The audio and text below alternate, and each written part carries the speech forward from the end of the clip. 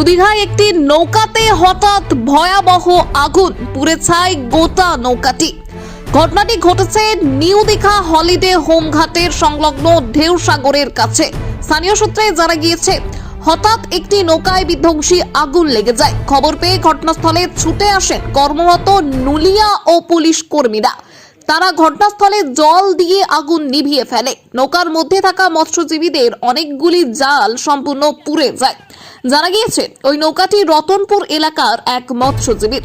নৌকায় আগুন লাগার ঘটনায় এলাকা জুড়ে চাঞ্চল্য ছড়িয়েছে। কি কারণে নৌকায় আগুন লাগলো তা তদন্ত করে দেখছে পুলিশ প্রশাসন। এ বিষয়ে দেখুন বিস্তারিত।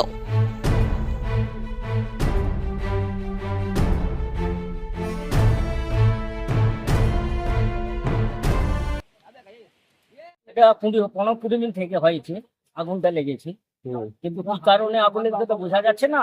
জাল ছিল, অনেক জাল ছিল, জালে আগুন লেগেছে, নৌকোতে আগুন লেগেছে। আমরা ওইটা দেখতে গিয়ে জল, সমুদ্রে জল নিয়ে আগুনটা নেমার জন্য চেষ্টা করেছি। আগুনটা নিমেছে।